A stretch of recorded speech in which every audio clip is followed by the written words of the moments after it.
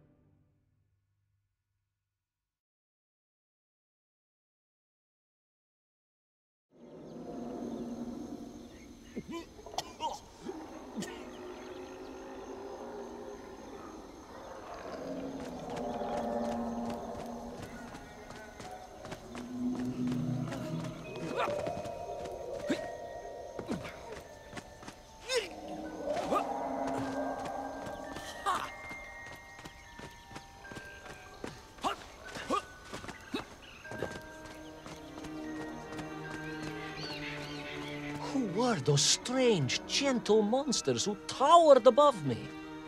I could only guess they were the lost tribe of the Menk, an earlier race of people. But why were they so fearful of those ancient gates that lay just beyond their village? And why did they seem to recognize me? Why?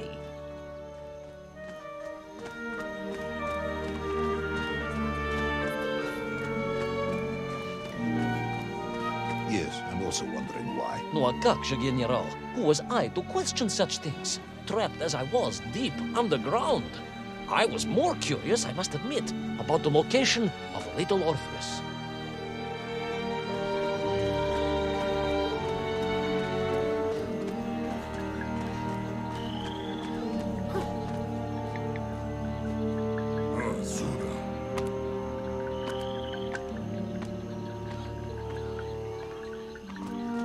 You talk of a great city, a mighty power. Yet your nymph squatted like savages in huts at its boundary. They did.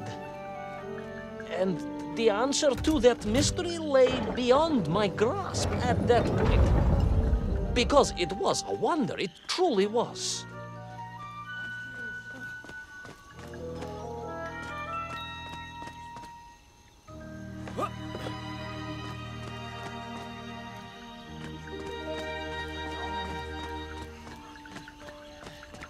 Yes.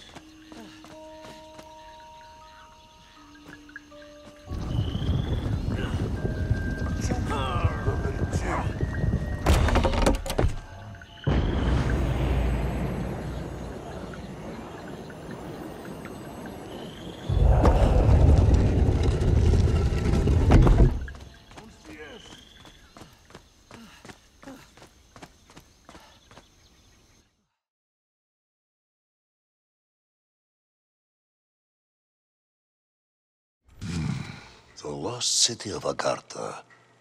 I hope I may one day see it myself. Oh, General, if only you could.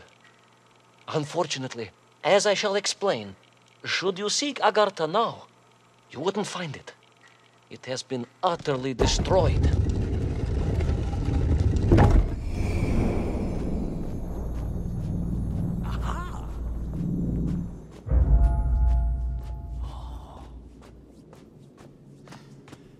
Utterly destroyed? Utterly, General, a tragic loss. A convenient loss. I imagine archaeologists weeping as I tell you. But most importantly, before we continue, you must understand one crucial fact about its destruction. Which is? It wasn't my fault.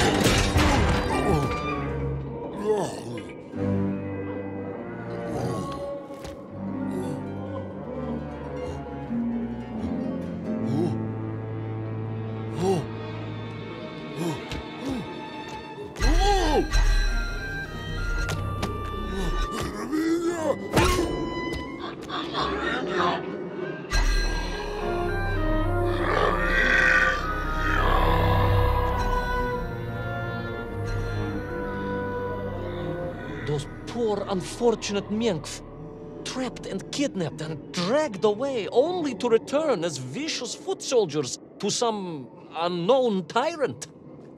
And yet, there was something familiar about the shtukovina they were forced to wear on their heads, which I was sure were being used to control and enslave them. And what was that? General, it curiously resembled the radio sets I used to tinker with as a child. Radio sets? It was very curious. It was very curious. It was extremely curious.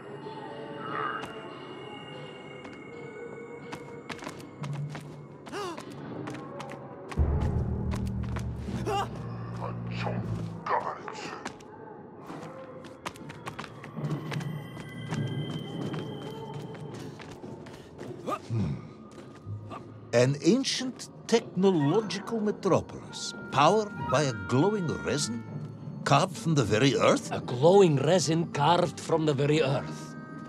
Do you see, General? I fear you are about to enlighten me.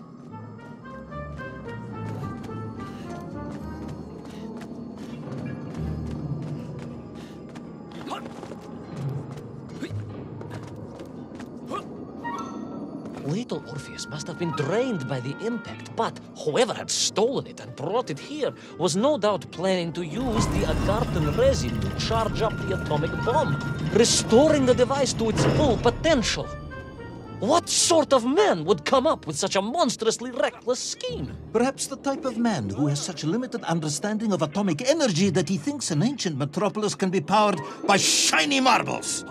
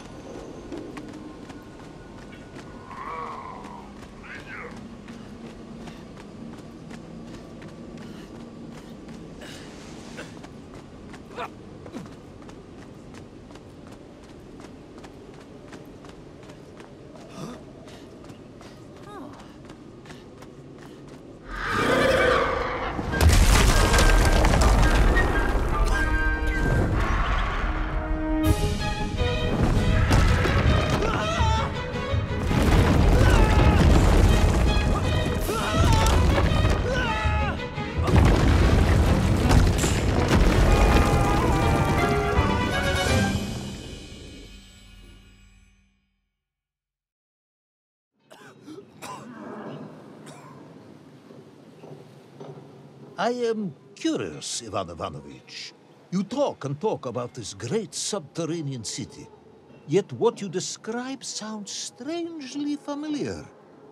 It does in some way bear an uncanny resemblance to the glorious architecture of Comrade Alexei Dushkin. Wouldn't you agree? Danyet, General. I have never heard of this great Tavarish Dushkin or his works. Interesting. Because you were photographed on the steps of his marvelous Vysotka na Krasnich Varotach, shaking hands with the Glavny constructor. That was the chief designer? The sweaty little fat man with the bad hearing? Mind your mouth, Ivan Ivanovich. And don't think you can distract me by slandering one of the great visionaries of our time. Without him, neither of us would be sitting here now. You must remember to thank him for that, General.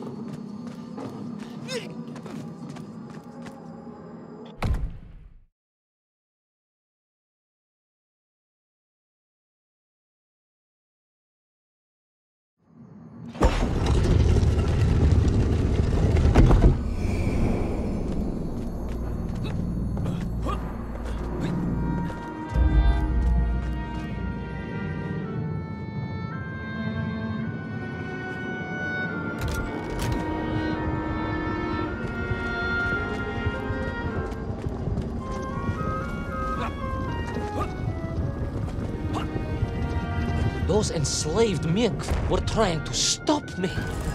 I was sure of that now. I find myself sympathizing with them, I must admit. No, General, then I have failed to win you over. Uh-huh. A point of agreement at last.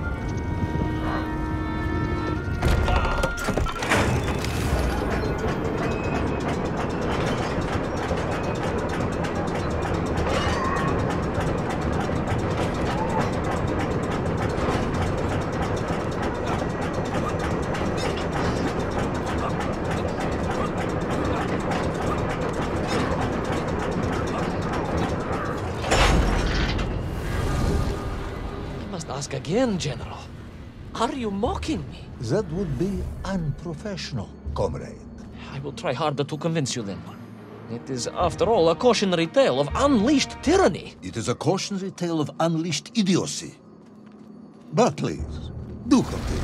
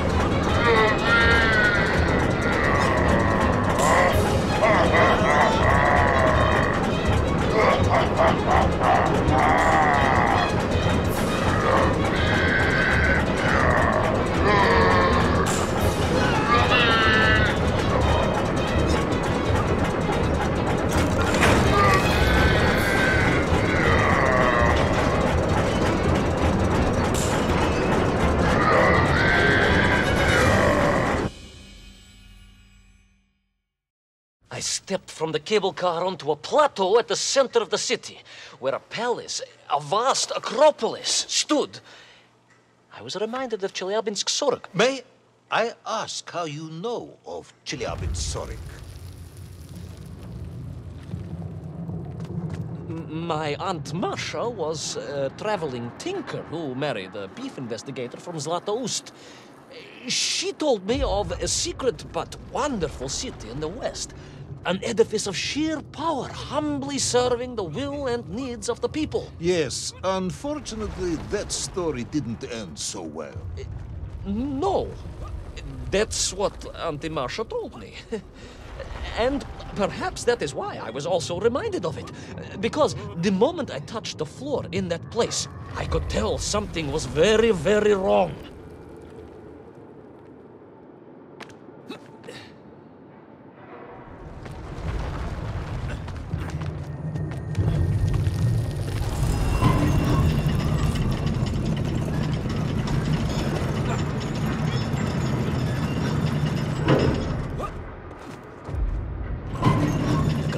Began to shake, alarmingly, and the whole city felt as if it was shuddering. I could only imagine what I would find at the heart of the vast temple. If it isn't a giant glowing marble, I'm going to be very disappointed.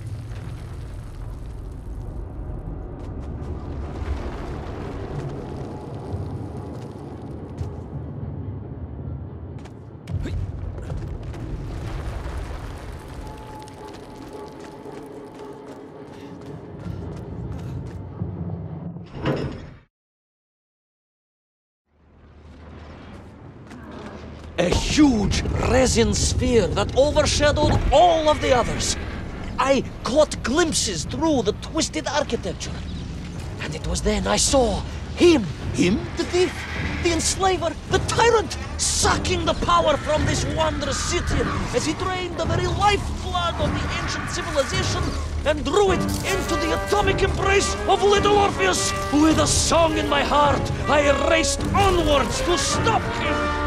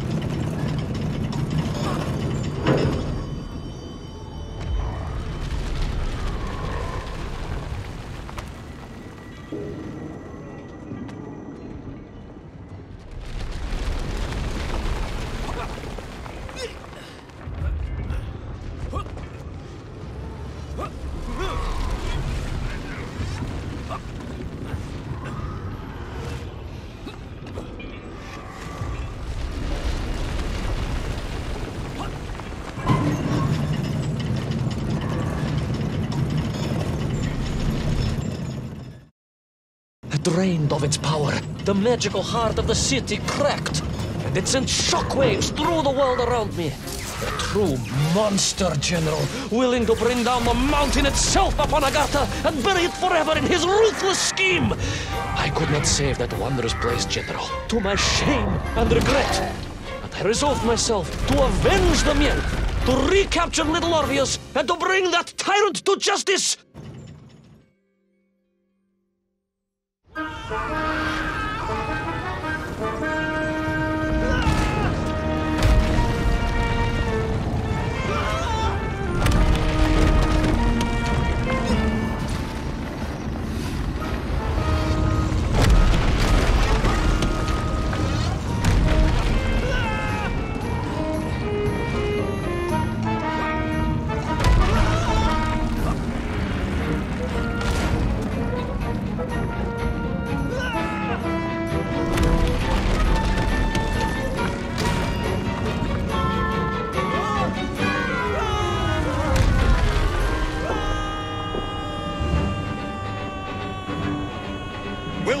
plucky yet careless hero fall forever through those unknown skies? Will he discover the identity of the brutal thief commanding the army of the Menk? What chance does he have of ever returning to his beloved homeland? How long can the general's patience last? All of these questions and more will definitely be answered in the next exciting episode of Little Orpheus!